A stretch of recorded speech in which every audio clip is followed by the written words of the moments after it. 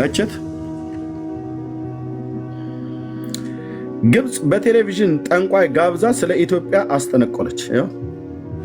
ጆሮ ለምን አታድግም ቢሉት ጉድ እየሰማው ቤት ልደጋሉ።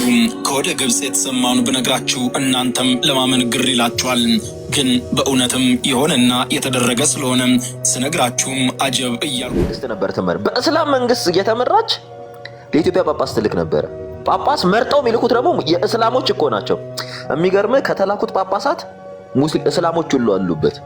ኢትዮጵያን እስላም ጳጳስ ሆኖ መርጠዋት ነበር። ኢትዮጵያ ኦርቶዶክስ ሃይማኖት መመለስ ያቃታቸው እኛ ጋር ግን መታደግ ያቃታቸው ህዝቦች መታደግ በቃ 95% እኮ ሰልመዋል።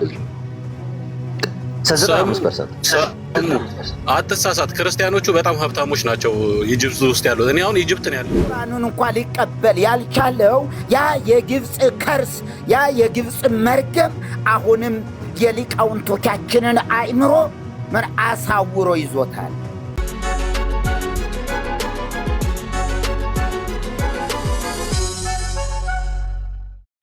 የጴንጤ የኦርቶዶክስ የካቶሊክ ሳተን ድብና አርጋ አውራው ለምንድነው ያልተግባቡት? በመንፈሳዊ ዓለም ፖለቲከኞቹ ሳይግባቡ በሃይማኖት እንዳንግባባ ማነው አዚማ ያደረገብን? በሃይማኖት እንዳንግባባ ማነው አዚማ ያደረገብን? ነገረ ክርስቶስ ላይ እንኳን እንዳትግባባ ካቶሊክ ከኦርቶዶክስ፣ ኦርቶዶክስ ከኛ ከወንጌላውያን አማኞች አይግባቡም።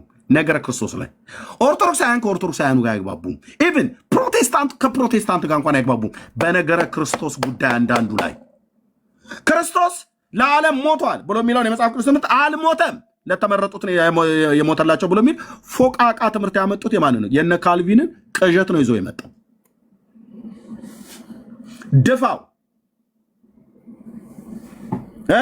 ድፋው የካልቪንን ፍልስፍና እዛው ባፍጢሙ ድፋው። ካልሆነስ እኔ ደፋላለሁ። ክርስቶስ እግዚአብሔር ልጁን ለዓለም ነው የሰጠው። ለዓለም ሁሉ ነው የሞተው። ዓለም በልጁ አምኖ እንዲድን እንጂ በዓለም እንዲፈርድ እግዚአብሔር ወደ ዓለም አላከውም ነው ያለው። በቃ ክርስቶስ ለማን ነው የሞተው? ለዓለም ነው። የካልቪንን ፍልስፍና እዛው ወስደህ ቀበና ድፋው ብራዘርዬ። ኦኬ ካልቪን ለዓለም አልሞተም ብሏል። እውነት ነው አለ። ዳር ትይዛለህ። የሰራዊት ጌታ እግዚአብሔር ሞገስ ነው ያሳጣችሁ። በእርግጥም የካልቪንን ኢየሱስ ልሰብክ መጣ ማለት ነው። ለዓለም አልሞተም ብሎ የሚል እንዲህ አይነት ፎቃቃ ትምህርት አንታገስም። ኢየሱስ ጌታዬ ለዓለም ነው የሞተው። አዎ እግዚአብሔር ልጁን ወደ ዓለም ነው ያላከው፣ ለዓለም ነው የሞተው። ዓለም በልጁ ሲያምን ይድናል፣ ካላመነስ አይድንም ማለት ነው። ይግባባል። ታዲያ መግባባት አለ ወይ? አንዴ ቻርጀር ላምጣ። ይሄ ሁሉ የግብጾቹ አስማትስ ቢሆን እንዴ! አንተ አስማት እኮ በጣም እንደሚሰራ ብዙዎች አታምኑም ይመስለኛል። በመናፍስቱ ዓለም የሚጠነቆል ጥንቁልናና የሚደገም ድግምት አለ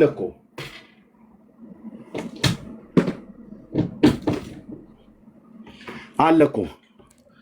ታዲያ ለ1600 ዓመት እየተቀባበሉ የአረብ ጠንቋይን አስደግመውብን፣ አስመትተውብን፣ አስቀብረውብን ከሆነ በምን ታውቃለህ ብራዘር? ምድራችን ላይ እኮ የተማረ አይውጣባት እኮ ተብላ የተረገመች ምድር ትመስላለች አይደል? የተማረ አይውጣባት፣ ልጆች ተወልደው አይደጉባት፣ ቢያድጉም ባጭር ይቀጩባት። ደረሰ እኮ ተብሎ ሲባል እኮ ለብሔራዊ ውትድርና የወሰደ የነበረው በደርግ ዘመን ገና እርፍ ጨብጠን ማረስ ስንጀምር፣ ወይፈኖች ማቅናት ስንጀምር ገና ጎረምሳው ጥርሻ ሆነን ማለት ነው መጥቶ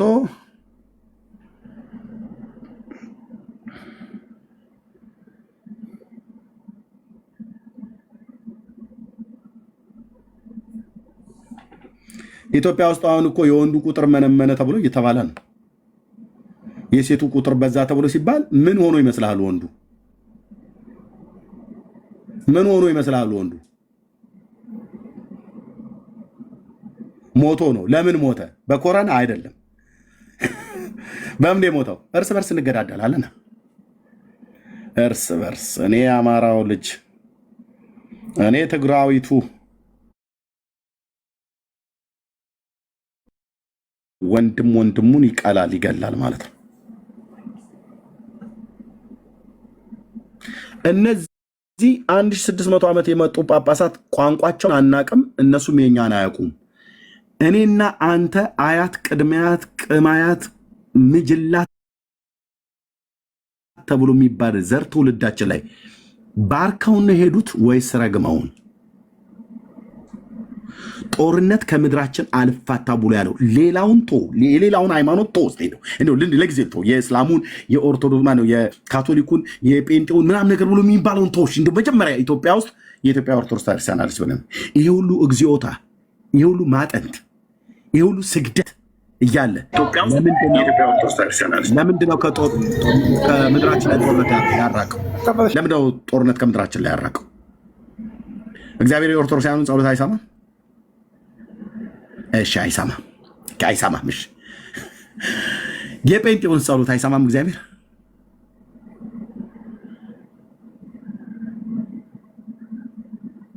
እሺ የካቶሊኮች አይሰማም?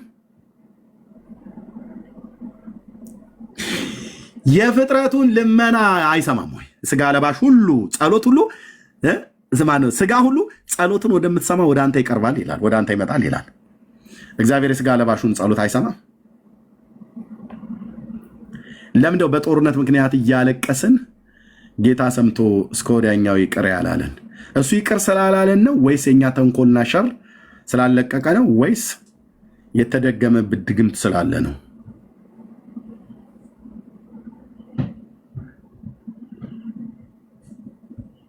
ይሄ ድግምት ቋንቋቸውን በማናቃቸው ጳጳሳት ለ1600 ዓመት ታውቃለህ?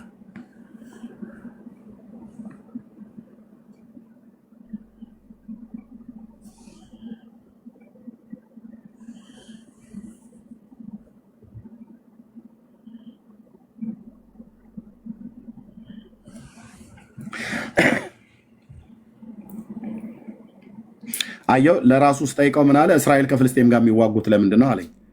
ጥሩ ጥያቄ ነው። እስራኤል ከፍልስጤም ጋር ትናንትና መዋጋት የጀመሩ እንዳይመስል። የእነሱ እስራኤል ከግብፅ ምድር ከወጡበት ጊዜ ጀምሮ ነው የሚዋጉት፣ በሳምሶን ዘመን ሁሉ ጭምር ማለት በዘመነ መሳፍንት። ይሄ ማለት ቅድመ ልደተ ክርስቶስ 1500 ዓመተ ዓለም እስራኤል ከግብፅ ምድር ከወጡበት ጊዜ ጀምሮ ይዋጋሉ። ለምን? የመዋጋታቸው ምክንያት ልንገርህ፣ ስለተረጋገሙ ሳይሆን የረገማቸው ወይ እስራኤል ፍልስጤማውያን ፍልስጤም እስራኤላውያን ስለረገሙ ሳይሆን ውጊያው በኪዳን ሕዝብና በኪዳን ሕዝብ ባልሆነ መካከል ልዩነት ስላለ ነው። ከእስራኤል ጋራ በዙሪያ ያሉ አገሮች ሙሉ በሙሉ እስራኤል የሚባለውን ሕዝብ ማጥፋት ነው የሚፈልጉት። ኦኬ፣ ማጥፋት ይፈልጋሉ። የፍልስጤማውያን ትልቁ ችግራቸው ልብ በሉ፣ እንደ ሕዝብ ሲያልቁ ያሳዝኑናል። ትልቁ ችግራቸው እስራኤል የምትባል ሉዓላዊት ሀገር አናቅም ብለው ማለታቸው ነው። በተለይ ሐማስ የሚባለው ክንፍ ከእስራኤል ጋር እዚህ የማይወጣው ነገር ውስጥ የገቡት ኦኬ እስራኤል የምትባል አገር እውቅና አንሰጥም ብሎ በማለቱ ነው። እናጠፋታለን፣ እስራኤልን እንደ ሀገር እናጠፋታለን ብሎ የሚል ከጥንት ጀምሮ እንዲህ አይነት ነገር ነበር። ለዛ ነው የሚዋጉት። የኔ እናንተን አምጣዋ የእስራኤልና የፍልስጤም የሚዋጉበትን ላሳየ። እንኳን ደህና መጣ። ማነህ ድፋባቸው። እንኳን ደህና መጣህ። መዝሙር 83 ከጥንት ጀምሮ እንዲህ አይነት ነገር ነበር። አቤቱ እንዳንተ ማን ነው? አቤቱ ዝም አትበል፣ ቸልም አትበል። እነሆ ጠላቶች ጮኸዋል፣ የሚጠሉ ራሳቸውን አንስተዋል። በሕዝብህ ላይ በምክር ሸነገሏቸው፣ በቅዱሳንም ላይ ተማከሩ። በእስራኤል ላይ ማለት ነው ቅዱሳን የተባሉት። ኑ ከሕዝብ እናጥፋቸው፣ ደግሞም የእስራኤል ስም አይታሰባሉ ይላል። አየህ፣ በዚያ ዘመን በነ አሳፍ ዘመን፣ በነ ኤርሚያስ ዘመን፣ በነ ዳዊት ዘመን አየኸው፣ የእስራኤል ስም አይታሰባሉ። ኑ ከሕዝብ እናጥፋቸው፣ ደግሞም የእስራኤል ስም አይታሰባሉ። ይሄ ነው ሐማስም ይሁን ኢራን ሰንቃ የወጣቸው ይሄ ነው። አንተ ስለ ራሳችን እዚህ ስለ ምድራችን ሳወራ ፍልስጤምና እስራኤል ለምን እንደሚዋጉት እኛም ብንዋጋ ምን ችግር አለው ነው። ተዋጋ፣ ገባና ሂድና እንዋጋ በለው በል። አብይ ልክን ይሰጥሃል ማለት ነው። በልግባና በለው እንግዲህ በለዋ ንስሐ አትገባም አይደል? ክፋታችን ነው ኃጢአታችን ነው ወይ ደግሞ ብሎ ራስን ከመርመር ፍልስጤም ከእስራኤል ጋር እነሱ የሚዋጉበት ምክንያት እስራኤልን ማጥፋት ይፈልጋሉ ከድሮ ዘመን ጀምሮ ማለት ነው።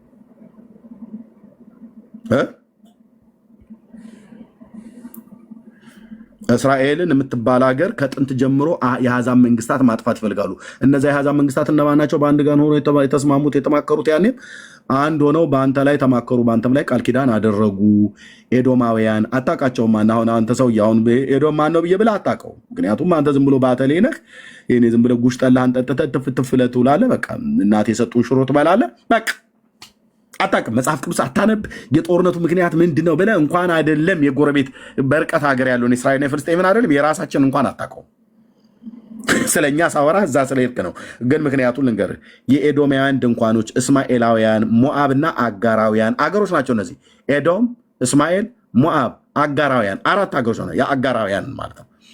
የጌባላውያን የጌባልም ሰዎች አሉበት፣ አሞናውያን አሉበት፣ አማሌቅ አለበት። ፍልስጤማውያን ከጢሮስ ሰዎች ጋር፣ አሶርም ከእነሱ ጋር ተባበረ፣ የሎጥ ልጆችም ረዳት ሆኑላቸው ይላል። ምን ለመሆን? እስራኤልን ለማጥፋት። ለዚህ ነው ከጥንት ዘመን ጀምሮ ነበር ጦርነቱ። በነ ሳምሶንን በነ ዳዊትም ዘመን ማለት ነው። ይኸው አሁንም አለ። ገና ጌታ እስከሚመጣ ዘመን ድረስ ይቀጥላል። የእስራኤልና የፍልስጤም መካከል የሚደረግ ጦርነት፣ በእስራኤልና በአሕዛብ አገሮች የሚደረግ ጦርነት መጨረሻ የሚያቆመው አርማጌዲዮን ላይ ነው። አርማጌዲዮን የመጨረሻው ጦርነት ነው። አሕዛብ በሙሉ ተሰብስበው እስራኤልን ለማጥፋት የሚሰባሰቡበት ማለት ነው። መነሻው እሱ ነው። ማን ድፋባቸው? እኔ አሁን እየጠየኩ ያለሁት ስለ እስራኤልና ስለ ፍልስጤም አይደለም፣ ስለ ሀገሬ ነው።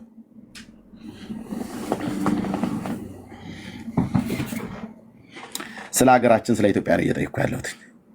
የኔ እናንተ እናትና አባት እያለቀሱ በሀዘን ወደ መቃብር የሚወርዱበት ለምንድን ነው እያልኩ ያለሁት? ተሰምቼ ከሆነ ወንድም ጥላ ብለህ የምትለው እኮ ባለፈው ወደቀ አይደል? ኢትዮጵያን ነፃ ለማውጣት ነበር የሞተው።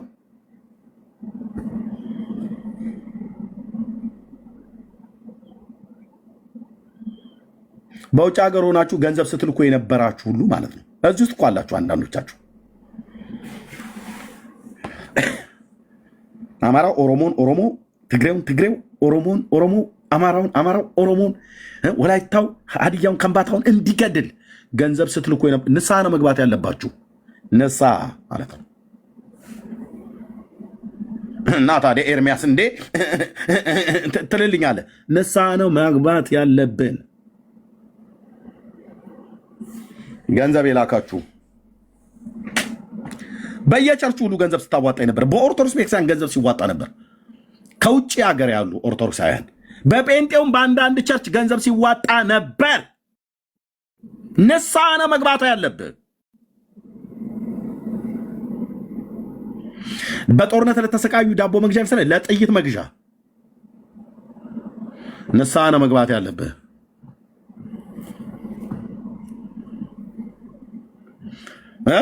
ቪዲዮ ሁሉ ማስረጃ እኮ ሰዎች በወቅቱ ልከውልናል። ድግምት የተደገመበት ህዝብ ምንድን ነው የሚሆነው? ይሄ መስተፋቅርና ድግምት አንደርቢ እኮ የሚደግም መርጌታና እኮ ቄስ ነኝ ዲያቆን ነኝ እኮ ብሎ የሚለው ከየት ነው የተማሩት ብለህ ጠይቅ። መጫኛ እናቆማለን፣ በደመና ላይ እንሄዳለን፣ እንከንፋለን፣ በሎሚ እና በዚህ በመፋቂያ ፋቅፋቅ አድርገህ እጇን ነካ ብታረጋት ፍዝዝ ብላ ነው የምትከተል እኮ ብሎ የሚለው እኮ በትክክል እኮ ይሰራል ወንድሜ። በሚያምኑ በእግዚአብሔር ልጆች ላይ ነው እንጂ የሚያሰራው እኮ በሌሎች ላይ እኮ ይሰራል። መስተፋቅር ማለት ነው። የእሱ ያልሆነችዋን ሴት አፍዝዟት በሆነ ነገር ይሰጣታል። ከዛ ወንድ ሁሉ ሌላ ወንድ ሁሉ እንዳይጠይቃት አድርጓት። ቆንጅዬ ነች ግን አታገባም። ቆንጅዬ ነች አታገባም። እንደው አምልጣ እንኳን ብታገባ አትወልድም። እንዳትወልድ አድርጎ ማለት ነው። ቆንጅዬ በጣም ቁመና ሲያምር አልኩ ግን አታገባም።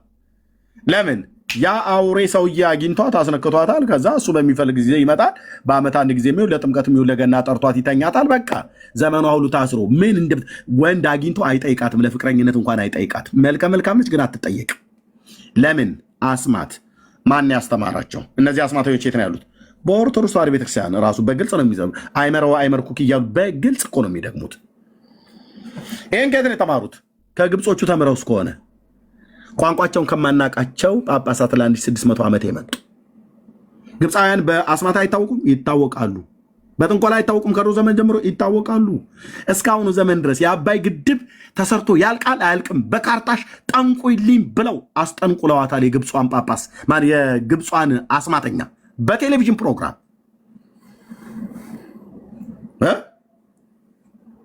ኡስታዝ ጀማል አቅርቦታል። ገብቶ ማየት ነው። ስለዚህ ዓለም አቀፍ ጠንቋዮች በካርታ እያየች የምጠነቁላለች።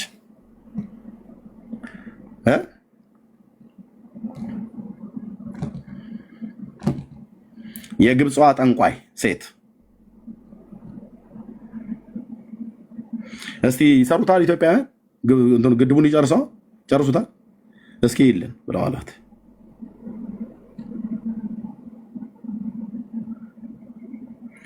እነዚህ ሰዎች ስለ ውሃችን ግድባችን መስራት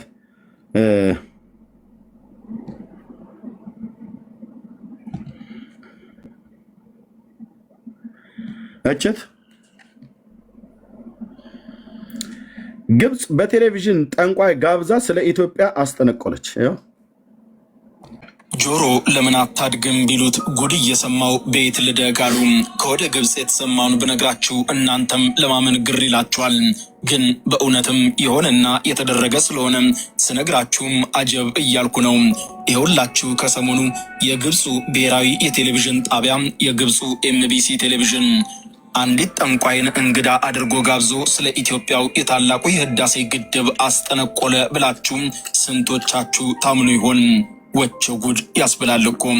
ይኸውና ከሰሞኑ ጋዜጠኛውን ጨምሮ መላው የግብፅን ነዋሪ ያነጋገረች እንግዳ በግብፁ ኤምቢሲ ቴሌቪዥን በፊት ለፊት ቀርባ እንግዳ ሆና በርካታ ጉዳዮችን ከውናለች። ይህቺ የተለየችው የቴሌቪዥን እንግዳዋ ታዋቂ አርቲስት አሊያም ባለስልጣን ወይም ሙዚቀኛ እንዳትመስላችሁ። ይልቁንም ነገን በካርታዎቿ ላይ እንደምታነብ በግብጾች ዘንድ የሚታመንባትና ታዋቂ የሆነችው ጠንቋይ ናት። ጠንቋዩም በቴሌቪዥን መስኮት ቀርባ እንግዳ ሆና ስለ ሩሲያና ዩክሬን እንዲሁም ስለ ሌሎችም ሀገራት ግጭቶችና በመጨረሻም ስለ ታላቁ የኢትዮጵያ ህዳሴ ግድብም ተንብያለች። በቀጣይ በ2024 እና በቀጣዮቹ ዓመታት ምን ይሆናሉ የሚለውን ከግድቡ ጋር አንስታ ያነሳሳችሁንና አስገራሚውን ፕሮግራም ላስቃኛችሁ ወደድኩኝ። እስኪ ለአፍታ ለደቂቃ ጆሮአችንን ወደ ግብፅ ጣል እናድርገው። ይህንን ቻናሌን ሰብስክራይብ በማድረግ የደወል ምልክቷን በመጫን በየዕለቱ አነጋጋሪና አስገራሚ ፕሮግራሞችን እንድትከታተሉ እጋብዛችሁ። ከነዚህ ሀገር ነበር ለ1600 ዓመት ቋንቋቸውን ማናቃቸው ጳጳሳት ሲመጡልን ምድራችንን ሲባርኩ ነው ያሉት። እኔ እንደ አንድ ኢትዮጵያዊ ጥያቄ አለኝ። ሃይማኖቱን ተወው፣ ለጊዜው ሃይማኖቱን ተወው እና እኔ እንደ አንድ ኢትዮጵያዊ ጥያቄ አለኝ። እውነቴን ነው የምልህ፣ ድብልቅ የሌለብኝ ፒውር ኢትዮጵያዊ ነኝ። በምድሪቱ ላይ ኦርቶዶክስ ስለፈቀደችልኝ፣ ጴንጤ ስለፈቀደልኝ፣ ካቶሊክ ስለፈቀደልኝ ዩናይትድ ኔሽን አይደለም እዛ ያሰፈረኝ። አምላኬ ሲሰራኝ ከዚህ ምድር ላይ እንድፈጠር አድርጎኛል። በወንዞቿ ተራጭቼ በገደሏ ወጥቼ ወርጄ እንዳድግ አድርጎኛል። ቋንቋቸውን የማናቃቸው ጳጳሳት ለ1600 ዓመት ሲመጡ እኛ ምድር ላይ ስንቶቹ አስጠንቁለው ስንቶቹ እግዚአብሔርን የሚፈሩ ሆነው ነበረ።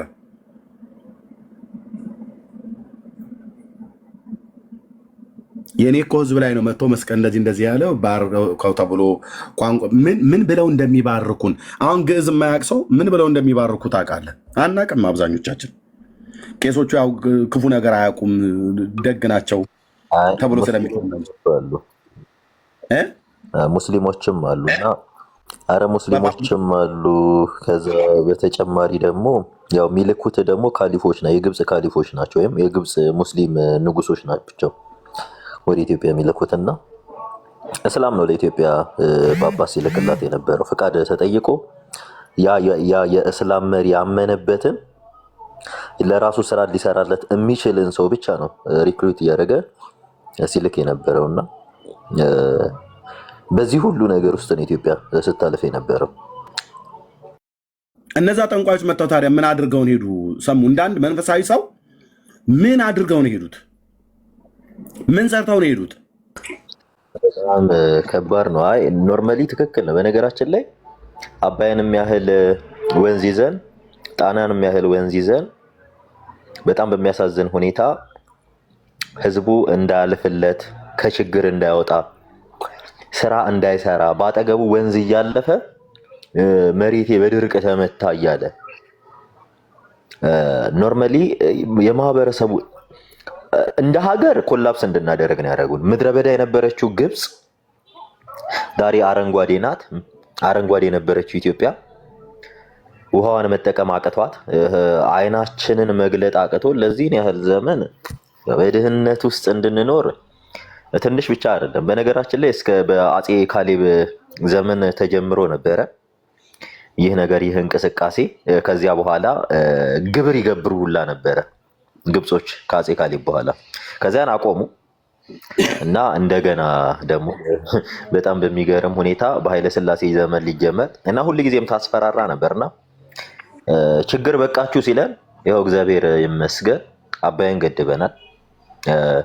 አባይን ጠልፈን በጣም ትልቅ ስኩዌር ኪሎ ሜትር ላይ አርቲፊሻል ሰው ሰራሽ ሐይቅ ተገንብቷል እና የኢትዮጵያ ሕዝብ እንዳያልፍለት በጣም ይሄ በቀይ አንተን ብላ ስትሰራባት የነበረችው ግብጽ ነበረች። ወዲያው መንፈሳዊ ላይ ብቻ አይደለም ኢኮኖሚካሊ ሕዝቡ ድሃ ሆኖ እንዲኖር ሁል ጊዜ ከችግር ጋር ተስማምቶ እንዲኖር እንደዛ ሲያደርጉ ነበር። ይሄም በቀላል አይደለም። ሁሉ ነገራቸውን ኢትዮጵያ ላይ ኢንቨስት ያደርጉ የነበረውና እግዚአብሔር አይ ቲንክ ጊዜው ደርሷል የምንሻገርበትና ይሄ ከሃይማኖት በላይ ኢቨን እንዳንኖር ሁላ ይፈለግ ነበር እና በሃይማኖት ሰበብ እነሱ ፖለቲካቸውን ነበረ ሲገነቡብን የኖሩት ፖለቲክሳቸውን ነው። ለዛ እኔ ብዙ ጊዜ በጣም ከምቃወማቸው ቤተ እምነቶች አንዱ የግብፅን ቤተክርስቲያን ነው። ብዙ ጊዜ ከኔ ጋር በግብፅ ዙሪያ አይስማሙም እና እነሱ መኖር ያቃታቸው እነሱ እስላም ሆነው እስከ ሀቢብ ጊዮርጊስ ድረስ እና ሀቢብ ጊዮርጊስ እስኪነሱ የና ሀቢብ ጊዮርጊስ ትውልድ እስኪነሳ እምላችሁ እስከ 1960ዎቹ መጀመሪያ የግብፅ ክርስቲያኖች ኦልሞስት ኦል በሚባል ደረጃ ሰልመው ነበረ። ሰልመው 95% የግብፅ ህዝብ ሙስሊም ነበረ እስከነ ሀቢብ ጊዮርጊስ ድረስ። አሁን እንደውም 9% ነው ምናምን ደርሰዋል። እና ራሳቸውን መቻል ያቃታቸው ህዝባቸውን ክርስቲያን ማድረግ ያቃታቸው ህዝቦች ለኢትዮጵያ ጳጳስ ይልኩ ነበር። የራሳቸውን ህዝብ የራሳቸውን ግብፃውያንን ወደ ኦርቶዶክስ ሃይማኖት መመለስ ያቃታቸው እኛ ጋር ግን መታደግ ያቃታቸው ህዝቦች መታደግ በቃ 95% እኮ ሰልሟል ህዝቡ 95%። አትሳሳት፣ ክርስቲያኖቹ በጣም ሀብታሞች ናቸው ኢጅፕት ውስጥ ያሉት። እኔ አሁን ኢጅፕት ነው ያለሁት። አትሳሳት፣ እነሱ ክርስቲያኖቹን 10% ከኔ ጋር አውራት 10% በሀቢብ ጊዮርጊስ ጊዜ ስንት እኔ እያልኩ እነሱ ራሳቸውን ሳይችሉ ስትል አይ ክርስቲያኖቹ በጣም ሀብታሞች ናቸው። ኢቭን መንግስትን እኮ እየመሩ ያሉት ክርስቲያኖቹ ናቸው። አይ እንደዚህ ተቸግረው ምናምን ስትለው እሺ እኛ ያወራነው ስለ ሀብት አይደለም። የግብፅ 95% ህዝቡ ሲጀመርም እስላም ነው። አሁን ነው 9% የገቡት 10% ደግሞ አይደሉም። ያው ኢስቲሜሽኑን 10 ካስገባችሁ ጥሩ። ያ ክርስቲያን የነበረ ህዝብ ሙሉ በሙሉ የግብፅ ቤተክርስቲያን ኮፕቲክ ቤተክርስቲያን ህዝቧን ክርስቲያን ማድረግ አቅቷት ህዝቦቿ ሲሰልሙ በጣም በሚገርም ሁኔታ ኤርሚ የሚገርም ከ7ኛው መቶ ክፍለ ዘመን ጀምሮ ይሄ ከ8ኛው ክፍለ ዘመን ጀምሮ ግብፅ በእስላም መንግስት ነበር ተመረ በእስላም መንግስት እየተመራች ለኢትዮጵያ ጳጳስ ትልክ ነበር። ጳጳስ መርጠው የሚልኩት ደግሞ የእስላሞች እኮ ናቸው። የሚገርም ከተላኩት ጳጳሳት ሙስሊም እስላሞች ሁሉ አሉበት። ኢትዮጵያን እስላም ጳጳስ ሆኖ መርተዋት ነበር። ኢትዮጵያን እስላም ማለት ነው አቡን ተብሎ አቡነ እገሌ ተብሎ እዚህ ደረጃ ነው። እና ግብፅ አይደለም ለኢትዮጵያ ለዓለም ስጋት የሆነች ሀገር ናት። አይደለም ለኛ ማለት ነው። አይደለም ለክርስትና ቁጥር 1 በምድር ላይ የክርስትና ጠላት ግብፅ ናት። በምድር ላይ የክርስትና ጠላት ናት። እቺ ሀገር ናት ለኢትዮጵያ በሃይማኖት ህዝቡ ደሃ ህዝቡ እንዳይሰራ ህዝቡ ድሃ እንዲሆን ህዝቡ ስራን እንዳይሰራ በህዝብ ጭንቅላት ለ1500 ዘመን በህዝብ ጭንቅላት ሲጫወቱ የነበሩት ግብጾች ናቸው። እና እኔ ከግብጽ ጥሩ ነገር ይመጣል አይደለም ግብጽ ብዬ ጥሩ ነገር ማሰብ አልፈልግም። ምክንያቱም ህዝቡ ጭምር እግዚአብሔርን እንዳያውቅ ነው ያደረጉት ለነሱ ጥቅም ሲባል። በጣም የሚገርማችሁ እኔ አንድ ጥያቄ ጠይቄያቸው ነበርና ሚካኤል በ12 ለምን እንደሚከበር ታውቃላችሁ? እኔ እዚህ ውስጥ ያላችሁ ኦርቶዶክሶች ሚካኤል በ12 የሚከበረው በግብጽ ሀገር የሚመለክ ጣዖት ነበረ። ሁሌ ወር እየጠበቁ በአመት እየጠበቁ በ12 የሚመለክ ጣዖት ነበር። ሂዱና ጠይቁ በደንብ የሚመለክ ጣዖት ነበረ። ህዝቡ ወደዛ ጣዖት እንዳይሄድ በዚያን ዘመን የነበረው ንጉስ ነው በዚህ ቀን ህዝቡ ወደ ጣዖት እንዳይሄድ ምን እናድርግ ብለው ተነጋግረው ለምንድን ነው ሚካኤልን ማንዘክረው ብለው በአግሪመንት ነው 12 ሚካኤል የሆነው። ግቡና ሂዱና ጠይቁ መምህራኑ።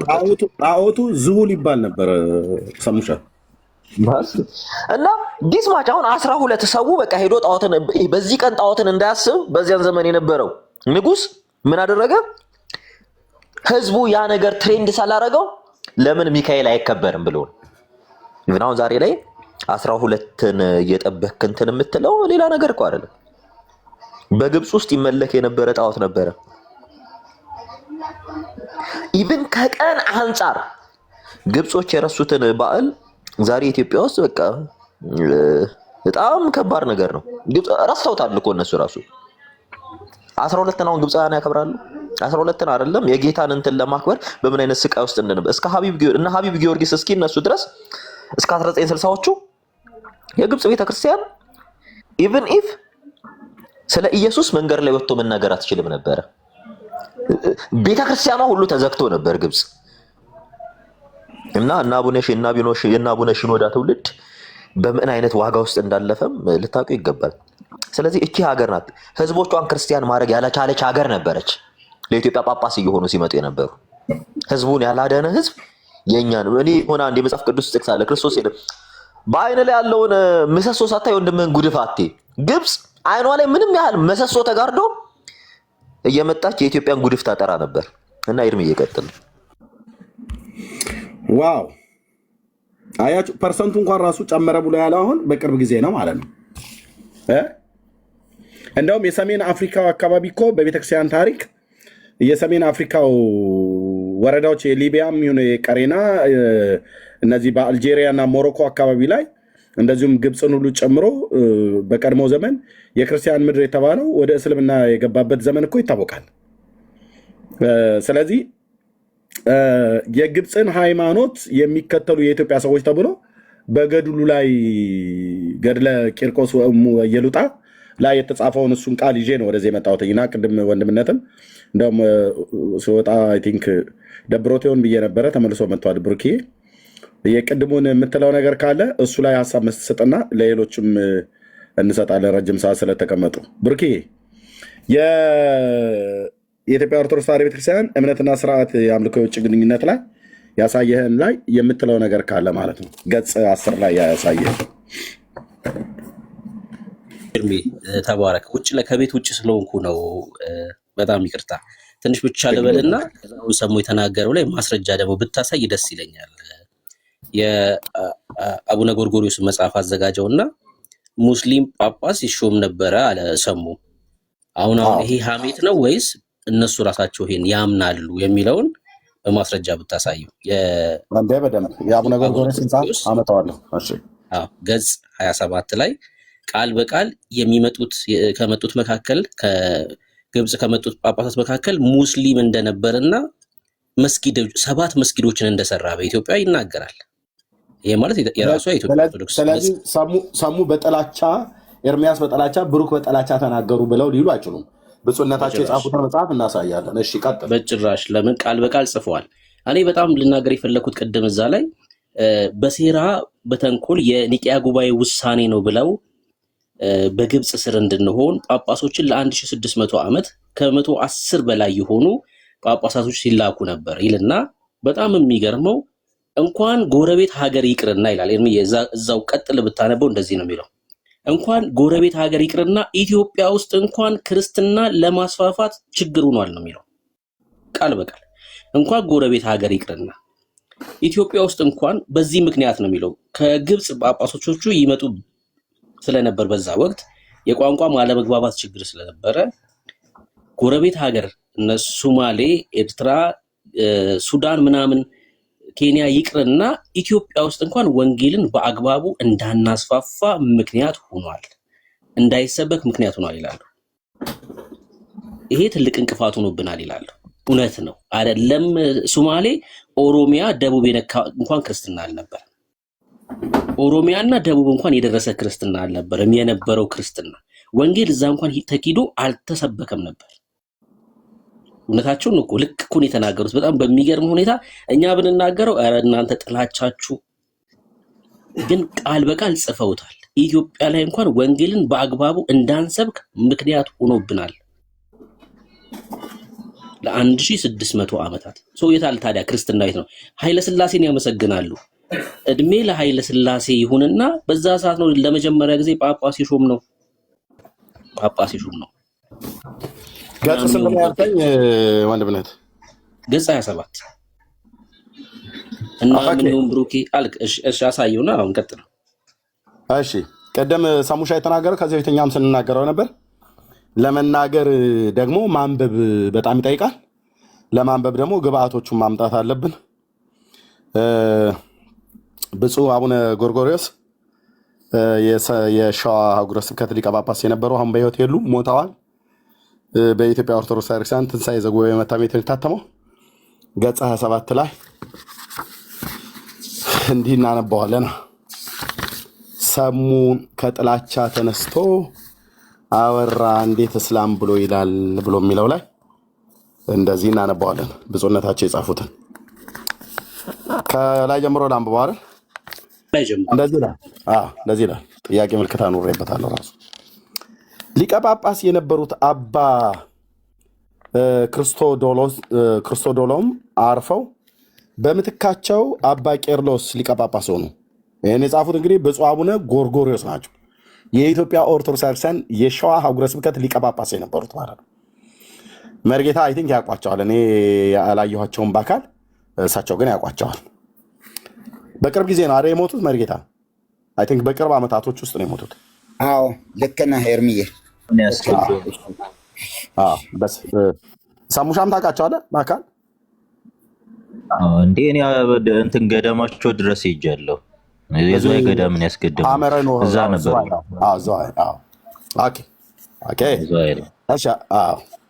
እኔ ወደ ሸዋ ስላልመጣሁ የኔ አርሲ ሊቀ ጳጳስ ብፁዕ አቡነ ናትናኤል ስለነበሩ ይህን በስም ነው የማውቃቸው፣ አላየኋቸውም በአካል። እሺ አባ ቄርሎስም ሊቀ ጳጳስ ሆኑ። አባ ቄርሎስ ሊቀ ጳጳስ እንደሆኑ ወደ ኢትዮጵያ ጳጳስ በመላክ የግብፅን ቤተክርስቲያን ቅዱስ ሲኖዶስ ዝግጅት አደረገ። ነገር ግን ያን ጊዜ ግብፅን ይገዛ የነበረው በድር ኤል ጀማል ተጽዕኖ ወደ ኢትዮጵያ የተላኩት ቅዱስ ሲኖዶስ የመረጣቸው ሳይሆኑ የእስላሞች ወዳጅ አቡነ ሳዊሮስ ነበሩ። ዋት ሰማልኝ እንግዲህማ። አቡነ ሳዊሮስ ወደ ኢትዮጵያ ሲገቡ የኢትዮጵያ ንጉሥ ግርማ ስዩምና ህዝቡ ካህናቱም ግርማዊ ስዩም ነው ወይስ ምንድን ነው? የኢትዮጵያ ንጉሥ ግርማ ስዩምና ካህናቱ ህዝቡና ካህናቱ ኢትዮጵያ ንጉሥ ግርማ ስዩም እንትን እያለው ነው የሚሄደው። አንዱ የኢትዮጵያ ንጉሥ ነው። ከዛም ቀጥሎ ግርማ ስዩም ግርማ ስዩምና ህዝቡ ካህናቱ ጭምር በደስታ አቀባበል አደረጉላቸው። ነገር ግን አቡኑ ከበድር ኤልጀማል ጋር ባደረጉት ስምምነት መሰረት ለኢትዮጵያ ቤተክርስቲያን ምንም ስራ ከመጀመሪያቸው በፊት በኢትዮጵያ ለሚኖሩ አረብ እስላሞች መስጊድ እንዲሰሩ አደረጉ። ጳጳሱ ከግብፅ ተልከው መጥተው በኢትዮጵያ ኦርቶዶክስ ቤተክርስቲያን ምን እንዲሰራ አደረጉ? መስጊድ። ይኸውልህ እንግዲህ ጨዋታው እስላሞች በኢትዮጵያ ላይ ሃይማኖታቸው እንዲስፋፋ የሀሳብ ድጋፍ ይሰጧቸው ጀመር። ጳጳሱ ሐዋርያዊ ተልእኮ ይዘው የመጡት ማለት ነው። እኚሁ አቡን በኢትዮጵያ 7 መስጊዶችን ማሰራታቸው ይነገራል። ጳጳሱ 7 መስጊድ አሰራ። እልል በኢትዮጵያ ሀገሬ። ማን የጻፈው? ብፁዕ አቡነ ጎርጎርዮስ ሊቀ ጳጳስ።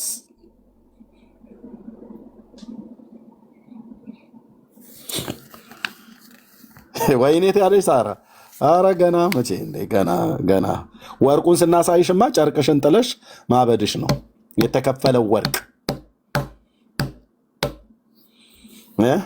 ብቻ አይደለም ኤርሚ፣ አልማዝ ነው። አልማዝ ዳይመንድ አልማዝ ማጀበ። ወይኔ ያለች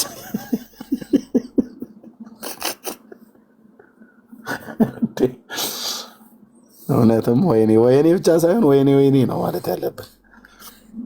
እሺ እኚሁ አቡን በኢትዮጵያ 7 መስጊዶችን ማሰራታቸው ይነገራል። ጳጳሱን ያደረጉበት ምክንያት ከበድር እልጀማር ጋር የገቡት ቃል ኪዳን ለመፈጸም ብቻ ሳይሆን እርሳቸው በኢትዮጵያ ይህንን ሲያደርጉ በግብፅ የሚኖሩ ወገኖቻቸው አገዛዝ የቀለላቸው መስሏቸው ነው። ነገር ግን የኢትዮጵያ ሕዝብ የእስላሞች መልክተኛ ሆነው በመጡ በእነዚህ አቡኑ ላይ ተቆጥቶ ተነሳ ይላል። የእስላም መልክተኛ ሆኖ ማን የመጣው? ጳጳሱ። ጥላቻው የበረታ ሄደ። በዚህ ምክንያት ጳጳሱ ወደ ማረፊያ ቤት ገቡ። ሊከተክቷቸው ነበር ማለት ነው። አሰርተዋቸው የነበሩትን መስጊዶች እንዲፈርሱ ተደረገ። በዚህን ጊዜ ከአቡኑ ጋር አብሮ ወደ ኢትዮጵያ መጥቶ የነበረው ወንድማቸው የተደረገውን ሁሉ ለበድር እልጀማል ነገረው። እርሱም ይህን በሰማ ጊዜ ኃይለኛ ነኝ ባይ ነበረና የሚከተለውን መልእክት ለኢትዮጵያ ንጉሥ ለግርማ ስዩም ላከ።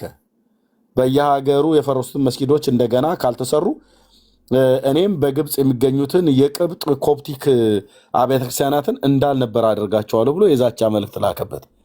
ነገር ግን ንጉሱ በኢትዮጵያ ወኔ ተቀስቅሶ ዛቻውን ከምንም ሳይቆጥር የሚከተለው መለሰለት። ከግብፅ ቤተክርስቲያን አንዲት ድንጋይ ብትነሳ መካ ተሻግሬ ከካባ ድንጋይ አመድ አድርጌ ትቢያውን ካይሮ እልክልሃለሁ የሚል መልስ ላከበት። ከመካ የመስጊድን ድንጋይ አስመጥቼ እሰራለሁ የሚል መልስ መለሰለት የሚሉም አሉ። በዚህም በግርማ ስዩም ዘመነ መንግስት በመካከለኛው ምስራቅ የመስቀል ጦርነት ተጀምሮ ስለነበረ ግብፃውያን ፊታቸውን ወደዚያ ሲመልሱ የኢትዮጵያውያን ደግሞ አይናቸውን በግብፅ ላይ ጥለው ነበር ብሎ ይላል። ይሄው ጳጳስ ከግብፅ ሀገር መጥቶ 7 መስጊድን አሰርቶ ሄደ። ገጽ ስንት ነበረ የዳይመንዱና የወርቁ? ብርኬ አንተ ነህ ይሄንን ማትረሳ። የት ላይ ነበር የወርቁና? ከመጀመሪያ ስታነበው ከዛ ነው ማብራራት የሚጀምረው። ከ25 ምናምን ሲጀምር ይሄ አዲሱ እትም ነው። ኦኬ ይሄኛው አዲሱ እትም ነው። አይ እንትሩ ገጹ ነገር ከ15 ጀምሮ አይ ቲንክ እንደዛ አካባቢ ስትጀምረው ታገኛለህ። እኔማ ደሜ ፈልቶ ከዛ በባለፈው በቃ ከዛ በኋላ መጽሐፍ አናዶኝ እኮ አላነበብኩትም። ስንት ስራ እኮ በጣም ያናድ ነበረና ከግብፅ ጳጳስ ካልመጣ አትባረኩም የሚል ፖለቲክስ ሰሩና ከኒቂያ ጉባኤ በኋላ ያንን ነው ትዊስት ያደረጉት። ትዊስት አድርገው እና እኛ ካላክንላችሁ አትባረኩም የሚል እንትን አመጡ። ስለዚህ ይሄን ለማድረግ በቃ ወርቅ አልማዝ በቃ ሚላክ ወደ ግብፅ በቃ የኢትዮጵያ ሪሶርስ አይደለም። ያ ብቻ እኮ አይደለም። ግብፅ ላይ አባይ ወንዝ ላይ ራሱ የሰሩብን ፖለቲካ አይደለም። እና ግብፅ ውስጥ የግብፅ ኮፕቲክ የምትባል ቤተክርስቲያን በኮፕቲክ ስም የተደራጀ ፖለቲክስ ነው ያለው። የኢትዮጵያ ጠላት ማለት ነው። ለዛ ነው ኮፕቲክ የምትባል ቸርች የኢትዮጵያ ጠላት ናት የምንለው ለዛ ነው። እና ለህዝብ እንኳን ማትራራ የአረመኔና የጨካኞች ስብስብ እና እግዚአብሔር ያሳየ እነሱ አልቆ እንኳን 5% ሆነው አልቀው ማለት ነው ለኢትዮጵያ ጳጳስ ይልኩ ነበር። አይገርምም? የኢትዮጵያ ህዝብ ይባረክ ብለው ጳጳስ ይልኩ ነበር። ኢትዮጵያ ውስጥ አልቋል። እነሱ እኮ የሉም። እና እንዲህ አይነት ድራማ ሲሰራብን ነበር። ቁጥራቸው መቼ ነው የጨመረው? አሁን ያለው ደረጃ 9% ላይ የደረሱት መቼ ነው? የቅርብ ዘመን ነው። አሁን ላይ ነው። አሁን የአሁን ሪሰንት ዳታ እስከነ ሀቢብ ጊዮርጊስ ድረስ 5% ነው። እንደውም ኮላፕስ አድርገው ጠፍተው ሁሉ ነበረ። እንዳለ ቤተ እምነታቸውን ዘግተው ሁሉ ነበረ። አሁን እነዚህ ናቸው አሁን ዛሬ ኮፕቲክ ነን እንትን የሚሉት ያው ፖለቲከኞች ናቸው። እና እኔ የግብፅን ቤተክርስቲያንን ግብፅንም የሚደግፍ ለኔ የኢትዮጵያ ጠላት ነው። ምክንያቱም 1500 ዘመን ትንሽ ዘመን አይደለም። 1500 ዘመን ኢትዮጵያ የምትባል ሀገር ቢቻላቸው ኢትዮጵያን ከታሪክ መፋቅ ነው የሚፈልጉት ቢቻላቸው። ያው አሁንም እየሰሩ ያሉት ኤርትራ ላይ መተው ምን እያደረጉ እንዳለ፣ ጅቡቲ ላይ መተው ምን እያደረጉ እንዳለ፣ ሶማሌ ላይ መተው ምን እያደረጉ እንዳለ የሆነ ሴጣን የሰፈረባቸው ጭንቅላታቸውስ በኢትዮጵያ ዙሪያ ጤናማ ነገር ይሄው እስቲ አሁን ይሄ በሁለተኛው የመስቀል ጦርነት ጊዜ አሁን ኢትዮጵያ ያልተሳተፈችበት አንዱ ምክንያት ከግብጽ ጋር ባላት ኮንትሮቨርሲ ነው። ለዛ ነው የሱልጣኑ የዴር ሱልጣንን የሰጣቸው እዛ በኢየሩሳሌም ያለው በዚህ ጦርነቱ ላይ ኢትዮጵያ ስላልተሳተፈች ነው ያን አሳልፎ ለኢትዮጵያ ሰጣ። እስቲል ግን አሁን ግብጽ የኔ ነው እያለች አሁንም ዴር ሱልጣን ላይ የግብጽ ኮፕቲክ ቤተክርስቲያን ኢትዮጵያውያኖችን እያሰቃየች ነው እስቲል ማለት ነው። ባለፈው እንደውም መንገድ ሁሉ ከልክላቸው ነበር። እቺን ቤተክርስቲያን ነው እንግዲህ ከኢትዮጵያ ጋር እህት የሆነችውና አንዳንድም ክፉ እህት ይኖራል። እንደዛም ብለን ብናስብ ጥሩ ነው። ደግ እህቶች እንዳሉ ሁሉ ምናልባት አንቀጹ አይተው ከሆነ ይዘው ከሆነ ሰሙ ወይ ኤርሚዬ አንቀጸንሳ ምንድነው? ፍትሐ ነገሥት ላይ እይሲሙ ሰብአ ኢትዮጵያ መምህረ እማእምራን ይሆሙ ኢትዮጵያውያን የሆኑ ሰዎች ኢትዮጵያዊ የሆነ ጳጳስን አይሹሙ የሚል የግዝት ቃል አለ። እስከ አሁን ድረስ አልተነሳም። 1963 ዓመተ ምህረት ነው ኢትዮጵያውያኑ በራሳቸው እጅ የራሳቸው ኢትዮጵያዊ የሆነ ፓትርያርክን የሾሙ። 1963 መጋቢት 21 ይመስለኛል ቀኑ 1963 ለመጀመሪያ ጊዜ ምንም እንኳ ኢትዮጵያዊ ዜግነት ያለው በ1951 ዓመተ ምህረት አቡነ ባስልዮስ ቢሾሙም አቡነ ባስልዮስን የሾሙልን እነሱ ራሳቸው ግብፃውያኑ ናቸው የሾሟቸው 1951 ላይ። ከዚያ በኋላ በ1963 ዓመተ ምህረት አቡነ ባስልዮስ ሲሞቱ ሌላ ፓትርያርክ አስፈለጋት ኢትዮጵያ። ስለዚህ ምን ብለው ላኩ?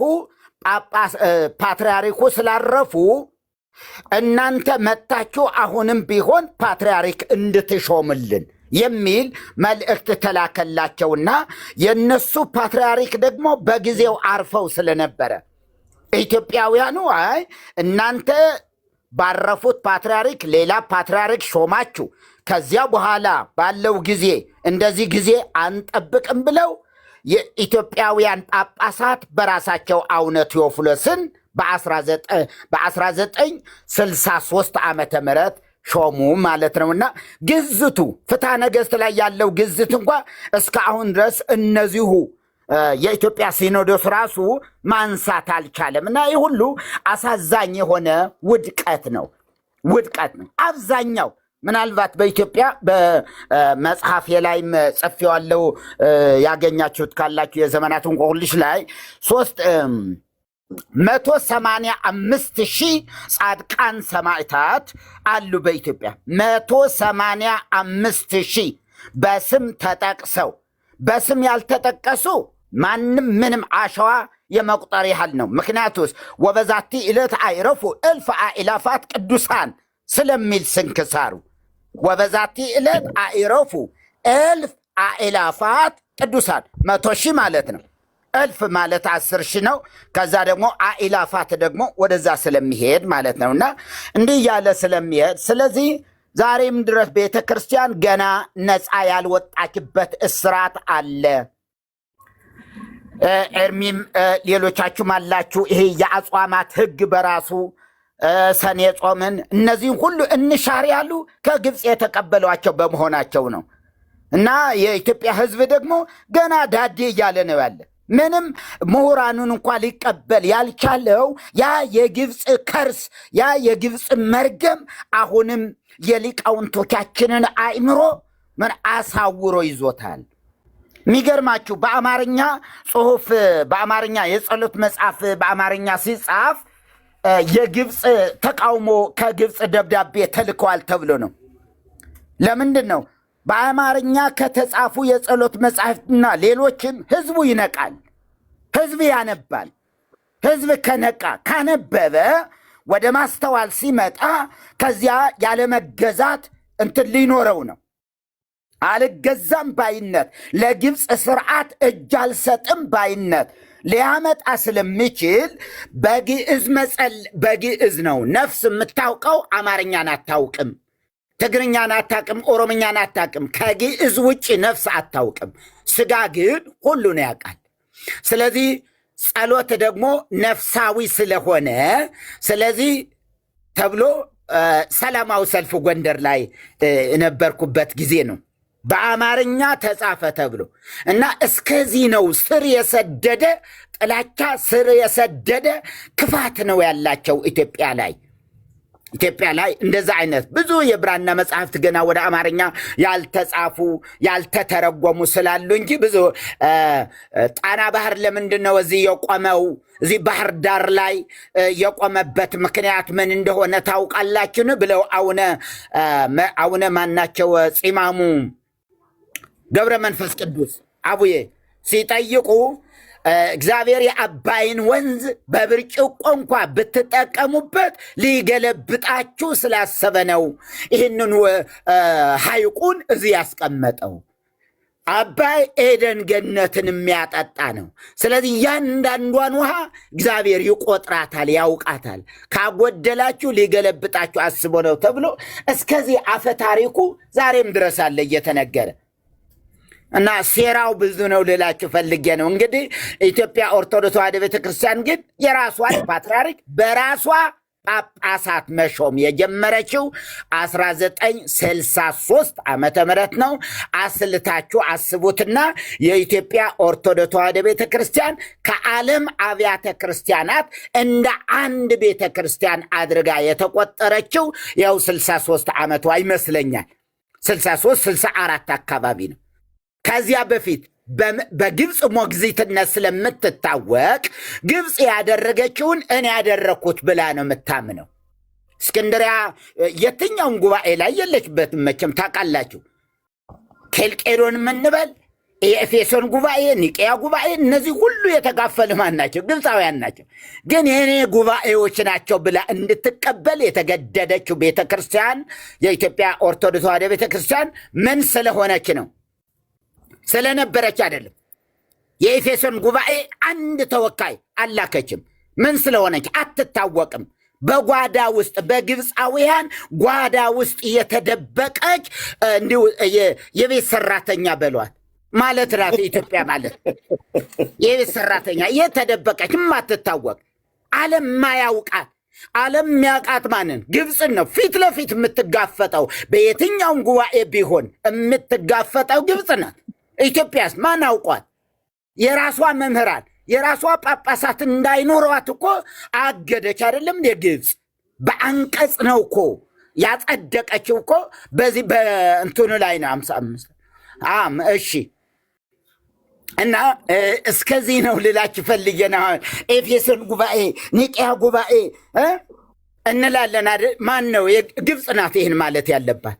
ነገር ግን በውክልና ነበርንበት። በውክልና ዝም ብለህ በውክልና ግብፅ እኛን ወክላ ምንም አትወክለንም፣ አታውቀንም። እና ዓለም የኢትዮጵያን ኦርቶዶክስ ተዋሕዶ ቤተክርስቲያን እንዳያውቃት ተደብቃ የኖረች ቤተክርስቲያን ናት። አሁን ነው እየወጣች ያለችው ማለት ነው። አሁን ነው ወደ ውጭ እየወጣች ያለችው። ልክ ሱቅ ገዝተሽ ነይ እንደምትባል የቤት ሰራተኛ እንደዚያ ብቅ እያለች እየወጣች ዓለምን እያወቀች ትምህርቶቿን ከዓለም ለማስተዋወቅ የራሷ ትምህርቶችም ገና ዓለም የማያውቃቸው ትምህርቶች ናቸው ያሏት።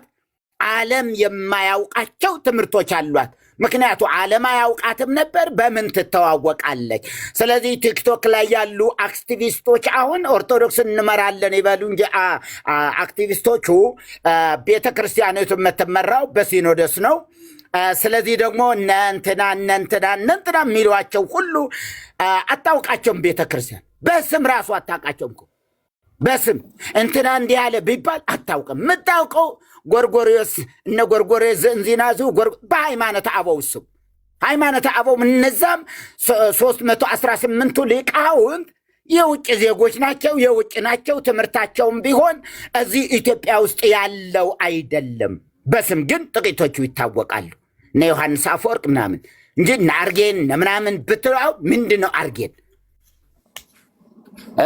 አራት አይናው እዝራን እስክጠይቁት አርጌን ምንድን ነው እስክበሉ የሆነ ሌላም ጠይቋቸው። የለም የሌለ ትምህርት ነው እየሰማ ነው ያለና ግብፅ ግን በኢትዮጵያ ቤተ ክርስቲያን ላይ እጅግ በኢትዮጵያ ሕዝብ ላይ በኢትዮጵያ ኦርቶዶክስ ብቻ አይደለም፣ በመላው የኢትዮጵያ ሕዝብ ላይ በሙስሊሙም ቢሆን በሌላው ቢሆን አርሶ እንዳይበላ አርሶ ያገኘው ምርት እንኳ እንዳይጠቀምበት በዝክር በተስካር በምኑ በስንቱ ጉድ እንዲጨርሰው ለልመና እንዲዳረግ አድርጋ ይኸው ዛሬም ድረስ ሰላም እንዳይኖራት ምድሪቱ እየታገሉ ያሉ ከዚህ የተነሳ ከጥንትም ጀምሮ የነበረ ሴራቸው ነው።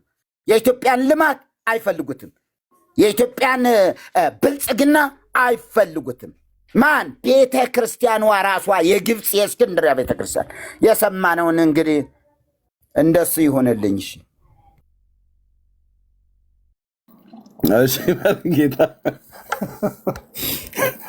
ይህንንማ ምን በዝነ ልቦናችን ያሳድርብን ይባላል። አልጨረስከውም? እንኳንም አልጨረስከው መሪ። እሺ ወገኖች እንግዲህ ለዚህ ሁሉ ነገር መንፈሳዊው ዓለም ላይ እኔ በጣም በእውነት የአባ ጊዮርጊስን መጽሐፍ አነባለሁ።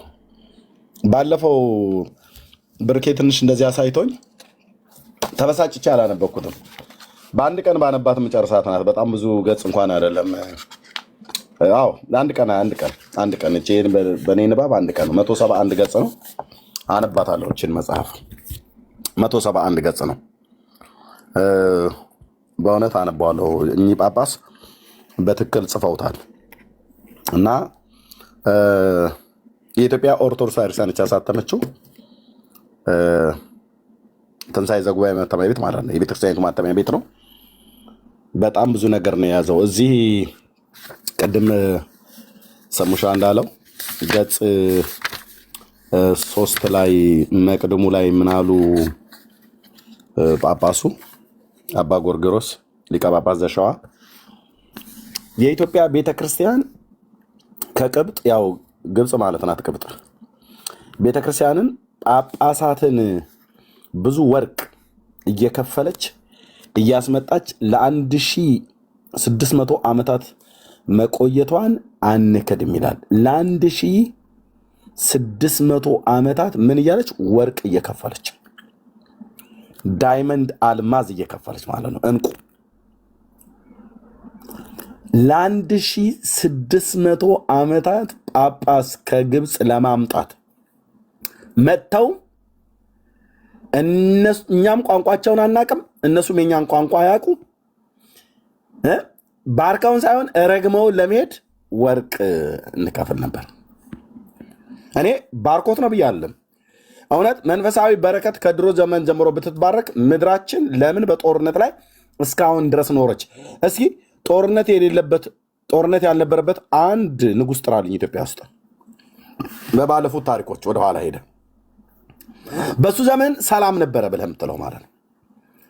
ከውጭም ከውስጥም ጦርነት አልነበረበትም ብለህ የምትል አንድ ንጉሥ ጥራለን። የለም። ለ1600 ዓመት ቢያንስ በትንሹ እንኳን ማለት ነው አባይን በመሰንቆኛ ዘፍንለት ነበር። ተረቱን እንድንተርት አድርገው ማለት ነው። አባይ ማደሪያ የለው ግንድ ይዞ ይዞራል አሉ እያልን እስካሁን ድረስ እኮ እናወራለን። አሁን ምን ብለን እንተርት ይሆን?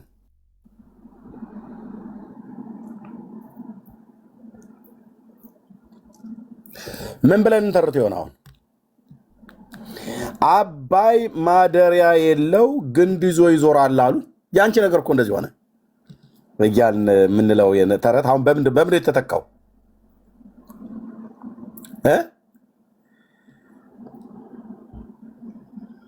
በምን የተተካው? ወገኖች ምን ተባለ? አሁን እኔ ሩቅ ስላለው ማለት ነው።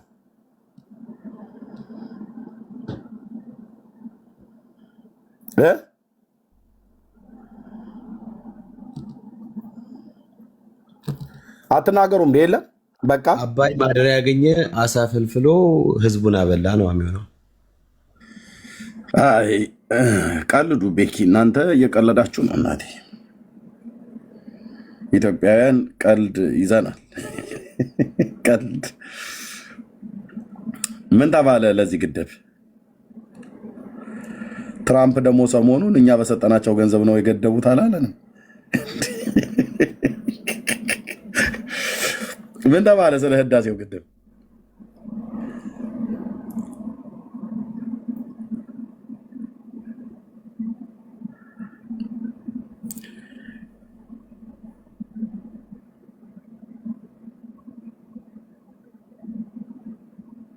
ምንም አልተባለም አይደል?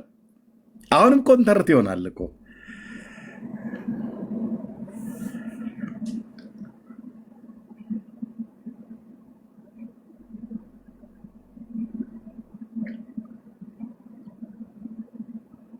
የኢትዮጵያ እናቶችና አባቶች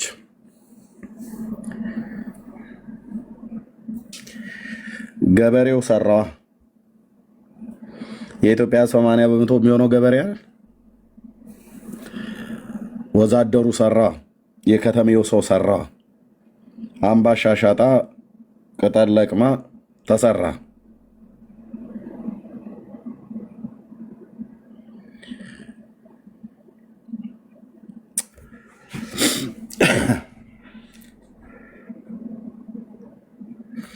ይሄ ግድብ ሲጀመር ኢትዮጵያን 12 ጊዜ ዩናይትድ ኔሽን ላይ 13 ጊዜ 12 ጊዜ ስብሰባ እንደተቀመጡባት ታውቃላችሁ አይደል? ያ ስብሰባ ላይ እንዲቀመጡ እያንዳንዱን ጥሪ ታደርግ የነበረችው ትከስ የነበረችው ማን ነበረች? ግብፅ ናት። 12 ነው 13 ጊዜ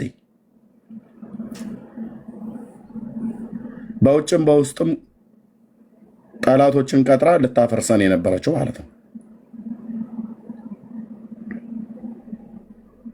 በነገራችን ቤዚካሊ የተነሳው ችግር እሱ ጋር አይደለም። ይሄ ከመጀመሪያው ሲጀመር ነው። እኚህ ከአራቱ መናብርት አምስተኛዋ ኮንስታንቲኖ በገባችበት ነው እና ይሄ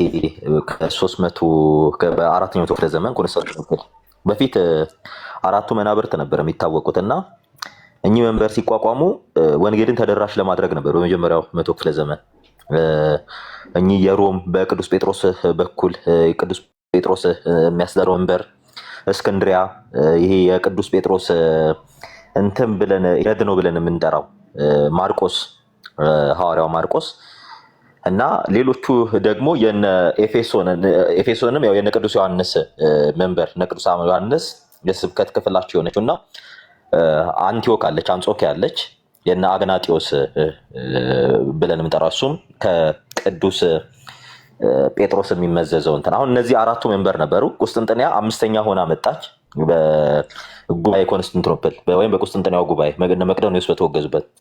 ይሄ ሲቋቋም ወንጌል እና አጠቃላይ ለቤተክርስቲያን ለአገልግሎት ይሆን ዘንድ ካህናትን እየሾሙ ወንጌል ወዳደረሰባቸው እንዲልኩ ነበረ።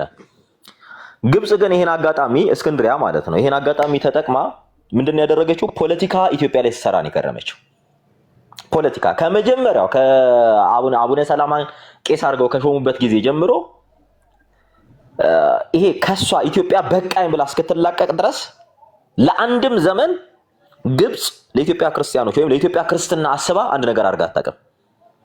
አንድ ነገር። ለዛ ነው ህዝቡ ወንጌልን እንዳይሰማ ኢቭን ክርስቶስ ኢየሱስን እንዳያውቅ ትልቅ ጨዋታ ስትጫወት የነበረው ግብጽ ነበረች። እና ግብፅ አቢዩዝ ስታረጋት ነበር ኢትዮጵያን ለረጅም ዘመን። ህዝቡ ትምህርት እንዳይማር፣ ህዝቡ ስራ እንዳይሰራ፣ ሌሎችን ዓለም አይቶ እንዳይነቃ ህዝቡ ላይ ትልቅ ቀንበር ስትጭን የከረመች ሀገር ናት ግብፅ። እና እነዚህ አምስቱ መናብርቶች ኢኩሜኒካል ካውንስል ወይም ዓለም አቀፍ ጉባኤን እንትን ሲሉ ወክለው ነው የሚሄዱት። እኛ አምስቱ መንበር ምንለው ሮምን ይዞ ፓርት ኦፍ ወርልድን ይዞ የሚመጣው በቅዱስ ጴጥሮስ በኩል የመጣው ነው። እስክንድሪያን ይዞ ኢትዮጵያን ጨምሮ እነ ሊቢያ እኮ ዛሬ በግብፅ ውስጥ ሆነው እኮ ነው እስላም የሆኑት። ሊቢያ ማለት የክርስትና ማዕከል የነበረች ናት። ቀሪናዊው ስምዖን የተነሳባት የወጣባት ሀገር ናት። የክርስቶስን መስቀል የተሸከመው እነ አሪዮስ የተማሩባት ስነ መለኮት የተማሩ ብዙ ህዝቦች የነበሩ የክርስቲያን ሀገር ነበር ሊቢያ።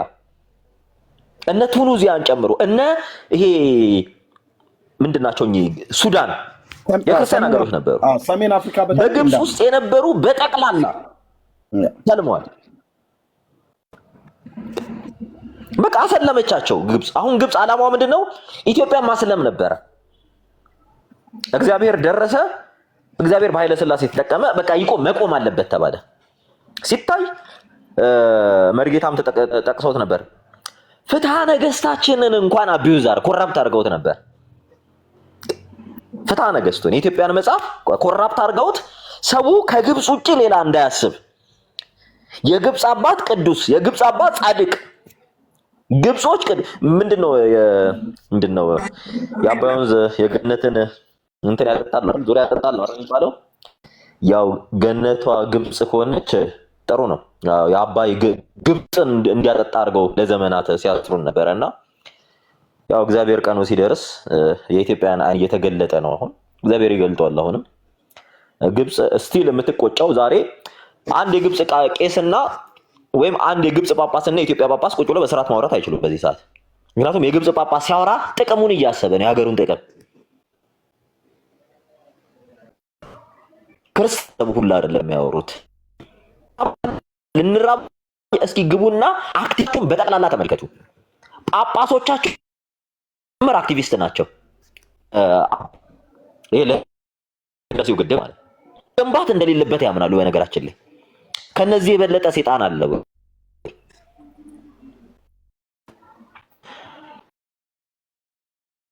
ሲሰሩ ምንድነው? እኛ አምስቱ መናብርት ተብለው ይሄ በአራተኛው ዘመን ነው ቁስጥንጥንያ የገባቸውና እነዚህን ጭምር ኢንቴንሽኑ የተቋቋመበት መንበር ሌላ ነበረ። ግብፅ ግን ኢንቴንሽናሊ ለወንጌል ሳይሆን ህዝብ ከእግዚአብሔር ርቆ በእስልምና ግዛት ውስጥ እንዲወድቅ ያደረጉ ናቸው። እና በጣም እኔ ግብፅ ክርስቲያን አለ ለሚል ሰው እኔ በእውነት እግዚአብሔር ይማረው።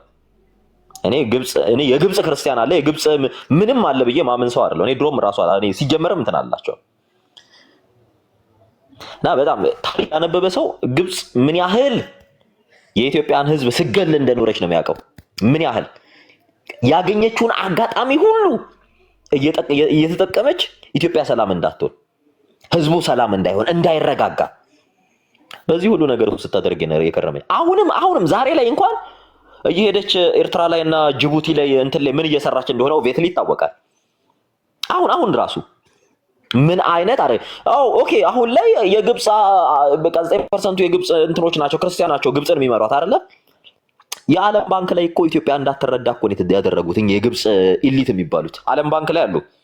ስለነሱ ብዙም ያው ታሪኩ ስላየው ምን ኢትዮጵያ ላይ ጫና የሚፈጥሩት በጠቅላላ ምኖች ናቸው? ግብጾች ናቸው። ወርልድ ኢኮኖሚክ ፎረም ላይ ድምጿ እንዳይሰማ ሲያደርጉ የነበሩ ግብጾች ናቸው። አይኤምኤፍ ላይ ግብፃውያን አሉ፣ ግብጾች ናቸው።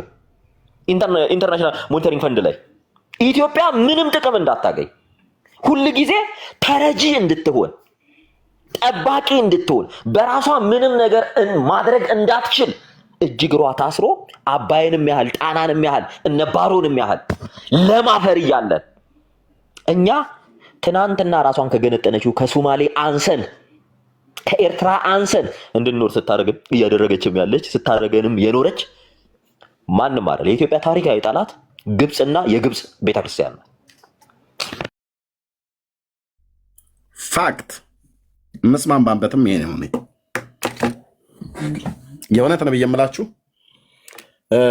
እንደዚህ አይነት ተንኮል እንዲህ አይነት ሴራ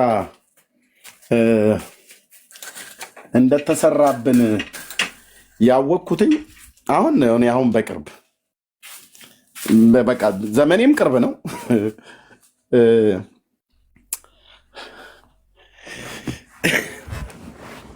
ግን በጣም ነው የሚያበሽቀው። በእውነት በጣም ነው የሚያናድደው። ስለዚህ ነገር ስለ ሀገር ጉዳይ ስታወራ ከመንፈሳዊነት እንደምትጎድል አድርገው ልክ እነሱ ሳይሆኑ አይቀሩም እንደዚህ አይነት ጫና የጫኑብን። አሁን አይተህ ከሆነ ስለ ሀገራችን ስለ ህዝባችን ጉዳይ በቃ ከመጸለይ በቀር ማለት ብዙ እንደዛ አንተ ስታወራ አያምርብህም ይለኛል። ይሄ የግብፅ ተላላኪ ነው። እንደዚህ የምትሉ አንድ ጴንጤ ብትኖር ጌታ ኢየሱስ ምስክሬ ነው አልኩ። አንተ ቆንጅዬ የግብፅ ተላላኪ ነህ። የግብፅ ተላላኪ እንዴት ነው ስለ ሀገርህ ጉዳይ፣ ስለ ህዝብህ ጉዳይ፣ ስለ ድንበርህ ጉዳይ፣ ስለ ሉዓላዊነትህ ጉዳይ፣ ስለ ኢኮኖሚ ጉዳይ፣ ስለ እናቴ ስለ አባቴ አገር ስለ ምድሬ ማውራት ከመንፈሳዊነት ያጎድልሃል ይላሉ። የቱ ጋር ነው ከመንፈሳዊ ነገር የጎደሉት? ሐዋርያቱ ስለ ምድራቸው ሲጠይቁ፣ ስለ ሀገራቸው ሲጠይቁ፣ ጌታን ሲጠይቁት ለእስራኤል በዚህ ወራት መንግስት መልሳለሁ ወይ ብለው ስለ መንግስት ጥያቄ እነ ጴጥሮስ ሲጠይቁ እናንተ እኮ ከመንፈሳዊ ነገር ትጎድላላችሁ፣ እንዴት እንደዚህ አይነት ጥያቄ ትጠይቁኛላችሁ አላቸው። እንደ ጌታ ኢየሱስ ክርስቶስ ሐዋርያት ሥራ ምዕራፍ 1 ቁጥር 6 እና 7 ላይ የተጠያየቁት ጥያቄና የመለሰው መልስና አላለም። ስለ ሀገራቸውና ስለ ህዝባቸው ስለ መንግስታቸው እነ ጴጥሮስ ጥያቄ ጠይቀዋል። ስለ መንግስት ጉዳይ በተገቢው ታወራለህ። በተገቢው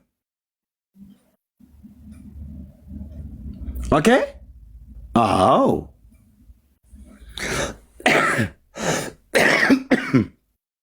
አዎ።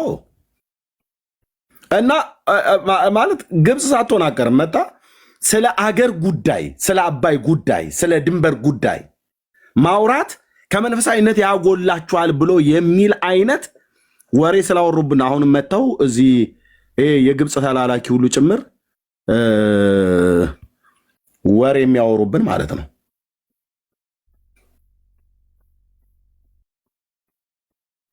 አየህ ከኔ አያትና ቅድመ አያት እኮ ላይ ነው እየተነጠቀ ከአንተ አያትና ቅድመ አያት አባት ላይ እኮ ነው እየተነጠቀ ለ1600 ዓመት ወርቅ እየተሰፈረላቸው ጳጳስ ሲመጣ የነበረ ማለት ነው። መጥተው መስጊድ አሰርተው ይሄዳሉ።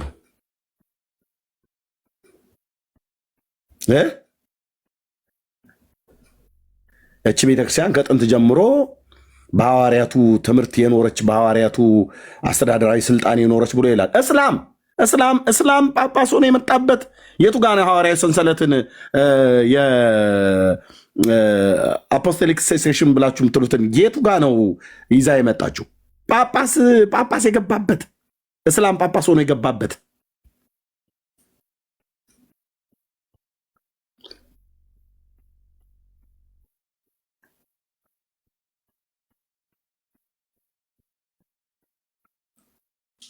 ገድለ ቂርቆስ ወእሞ ኢየሉጣ ላይ የኢትዮጵያውያን ሃይማኖት የግብፅ ሃይማኖት ነው ይላል።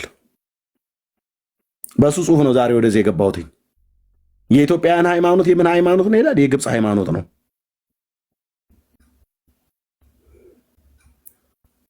ፕሮቴስታንትን ያቃልላችሁ መስሏችሁ እናንተ ከሉተር የመጣችሁ ብላችሁ ትላላችሁ። የክርስትና ምንጩ ሉተር አይደለም። ለኦርቶዶክስም ለካቶሊክም ለወንጌላውያን አማኞችም የክርስትና ምንጩ ሉተር አይደለም። የክርስትና ምንጩ አትናቴዎስ አይደለም። የክርስትና ምንጩ ማነው? ሊዮ አይደለም። የክርስትና እውነተኛ ምንጩ መጽሐፍ ቅዱስ ነው።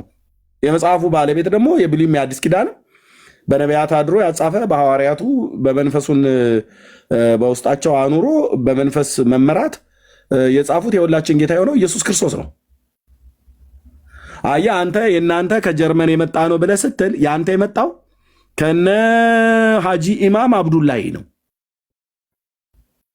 ብፁዕ አቡነ ሳዊሮስ ብሎ የመጣው አብዱላሂ ነው። አብዱላሂ ነው ጳጳሱ ብፁዕ አቡነ ጎርጎርዮስ ጽፈውታል ማለት ነው።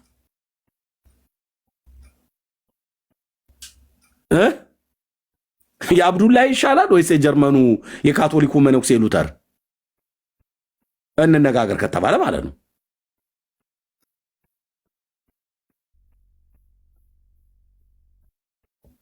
ታቦት አመጣን ብላችሁ ስትሉ በራሳችሁ መጽሐፍት ላይ ታቦቱ የመጣው ጋፌር ከሚባለው ከመካ መዲናው ሹም ነው። የማርያም አክሱም ጽዮን ማርያም የተባለውና ታቦተ ሚካኤል የተባለው የመጣው ከየት ነው ይላል? ጋፌር ከሚባለው ከመካ መዲናው ሹም። የትኛው መጽሐፍ ነው የሚናገረው? መጽሐፈ ጤፉት ዘደብረ ጊሼን ማርያም የተጻፈው ማለት ነው። በቤተ ክርስቲያኒቱ ፍቃድ የታተመው አታሚው ሰውዬ ጋር ላይቭ ላይ ያለ ነው። ባለፈው ደውለን ያረጋገጥነው መጽሐፉ በዛ ማተሚያ ቤት እንደታተመ በጊሼን ደብረ ከርቤ በገዳሙ በደብሩ እንደታተመ ማለት ነው። ስልክ ላይቭ ላይ ታስታውሳላችሁ ባለፈው። አዎ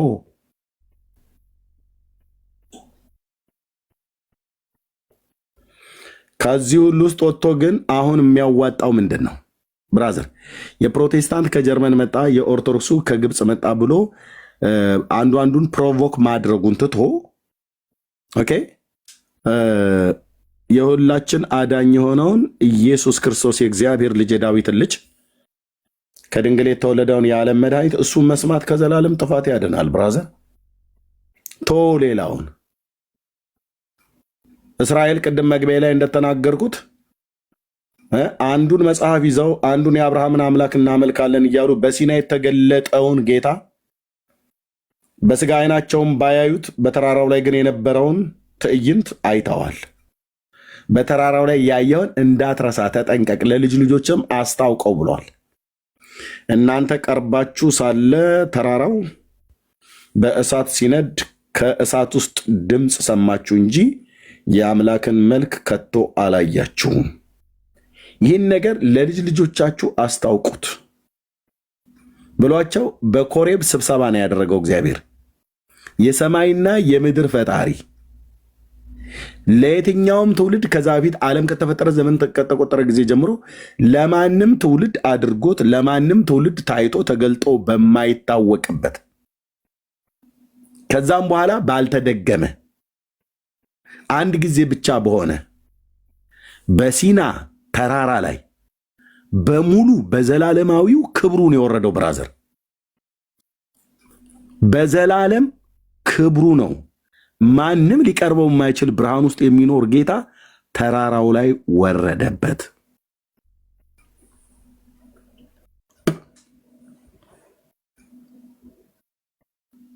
እስራኤል ከተራራው ግርጌ ተኮልኩለው የሚያዩ የነበሩት የሆነች ሴትዮ አንድዳ የሚቀጣጠል የከሰል እሳት አልነበር የሚያዩት የነበሩት።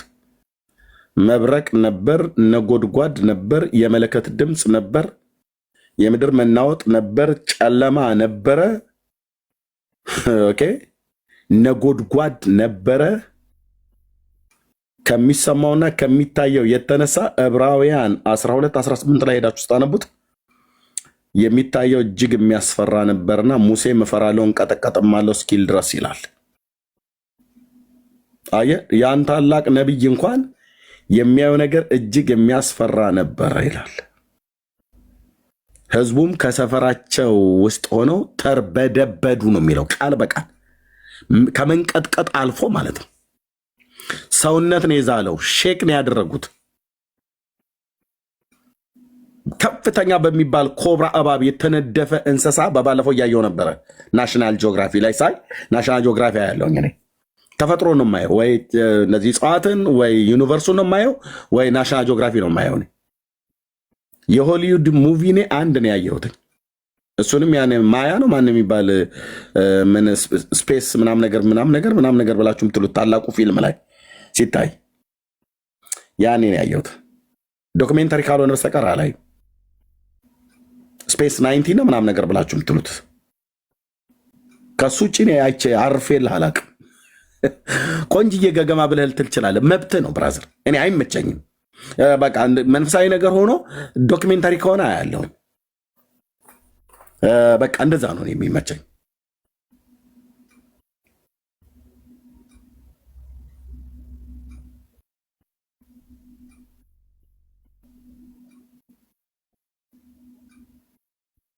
እና ናሽናል ጂኦግራፊ ሳይ በደረቀ ሳር ውስጥ የተጠቀለለ ልክ የሳሩን ከለር ይመስላል። በእኔ አገር በእኛ አገር እረኛ ሆኜ በነበርኩበት ሳ ላይ በእህል ሳጭድ ጤፍ እያጨድኩ እያለው ወንድሞቼ እግዚአብሔር ምስክሬ ይኸው ጠባሳው እጄ ላይ ላሳያችሁ። እኔ ጋር በመረጃ ነው። እዚች ጋር ትታያችኋለች። እዚች ጋር አሁን እንዴት እንደማሳያችሁ እዚች ጋር ትታያችኋለች። እንዴት ነው ማሳይ? እቺ ትታያችኋለች። እዚህ ጋር ታያችኋለች። ከመስመር እቺ ጋር ድድር ያለችዋ ይታያል ወገኖች። እዚህ ጋር ማጭድ ነው። ጤፉን እንደዚህ ይዤ ማጭሩን በዚህ አስገብቼ ሳጭድ ሱፍ ከጤፉ መካከል የምንዘራው ሱፍ አለ። እሱ ላይ ተልብማ እባብ ተጠምጥሞበት ነበር። እኔ አላየሁም። ቶሎ ፈጥነን ነው የምናጭደው። ይኸው የአባቶቼ አምላክ ምስክር ነው። ገበሬ ነኝ ብዬ ስልህ ከነ ማህተሙ ሁሉ ጨምረ ማሳይ እና ተልብማ እባብ የሚባለው ማለት ነው። ከለሩ ወደ ብራውን የደረቀ ሳር አይነት እንደዚህ አይነት ጠረጴዛ አይነት ነገር ነው። የደረቀ ሳር ነው የሚመስለውና እያየው ያለው ናሽናል ጂኦግራፊ ላይ ደቦል አንበሳ ነው። በጣም እየጮህ ይሄዳል እና እባቡ ተጠቅልሎ የደረቀ ሳር ውስጥ ማለት ነው። እና እኔ አላወኩም ነበር። ብቻ ጠቅ ሲያደርገው አንበሳው እንዴት እንደተስፈነጠረ እንዴት ሰውነቱን እንደወረረው እና በጣም ጮኸ አንበሳው። ምንድን ነው የነካው? ሾክቶት ነው ምናምን ነገር ለእኔ አይታይም። የደረቀ ሳር ነው። በኋላ ከነከሰው በኋላ እባቡ ጭንቅላቱን ወደ ላይ ቀና አድርጎ ሲሮጥ አየሁትኝ። እዛው ናሽናል ጂኦግራፊ ላይ ይታያል። እና አንበሳው 2 እርምጃ አልተራመደም። መርዙ በሰውነቱ ገባ። ያንን የሚያክል ግዙፍ አስፈሪ የጫካው ንጉሥ ተብሎ የሚባለውን ገለበጠው አልኩ። እዛው 2 ደቂቃ ራሱ እንኳን አልሞላም። ይሄንን አሁን የጤና ባለሙያ ስለሆነ ለሰሙሻ ምናምን ነገር መስጠት ምን ያህል ዶዙ ምን ያህል እንደሚሆን መርዛቸው ማለት ነው። የጊንጥ የሚሆን የእባብ እንደዚህ አሉ አንዳንድ በቃ በጣም ኃይለኛ ዶዝ ያላቸው ማለት ነው። እና ሰውነቱ ነው በቃ እንዴት እንደተርገፈገፈ አንበሳው ሼክ ነው ያደረገው። ሼክ ተንቀጠቀጡ ማለት ይሄ የተፈጥሮ ስጋችን ሁሉ ጭምር ማለት ነው። ተርበደበዱ ይላል። ከፍርሃት የበለጠ ጥርስ ይንቀጫቀጫል፣ ከንፈር ይንቀጠቀጣል፣ ፊት፣ እግር፣ እጅ፣ እግር ምናምን ነገር ምድር ነው የሚካዳ። የጌታን ድምፅ ሰምተው እንደዛ ነው የሆኑት ሲና ተራራ ላይ ማለት ነው።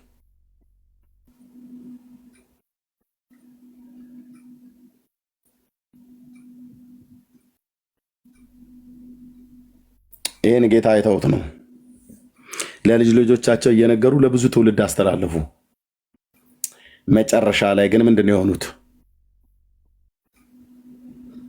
ይሄው ጌታ በሲና ሕግን የሰጠ ጌታ፣ እዛ በመብረቅ በነጎድጓድ በመለከት ድምፅ የወረደ ጌታ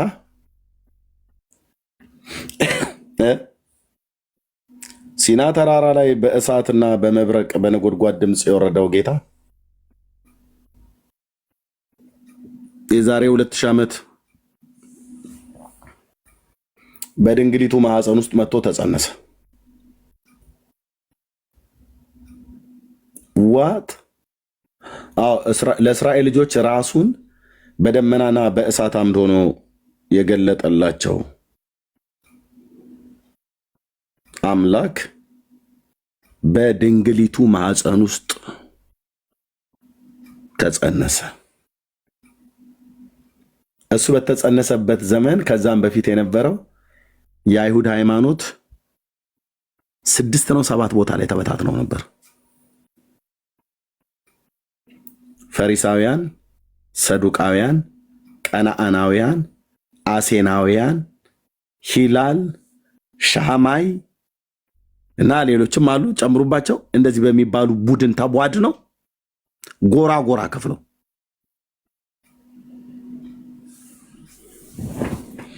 አንደኛው ከአንደኛው ጋር ይስማማ። ሁሉም ግን እናመልካለን ብለው የሚሉት የአብርሃምን አምላክ ነው። የሰጣቸው ስንት መጽሐፍ ነው? አንድ መጽሐፍ ነው። አምላካቸው ስንት ነው? አንድ አምላክ ነው። እስራኤሎች ስማ አምላክ እግዚአብሔር አንድ እግዚአብሔር ነው ተብሎ ተጽፏል። አንዱን እግዚአብሔርን እያመኑ ግን 7 እና 6 ቦታ ላይ መበጣጠስ ሼሞኒዩ ለአዳም ልጆች ለሁላችን በእውነት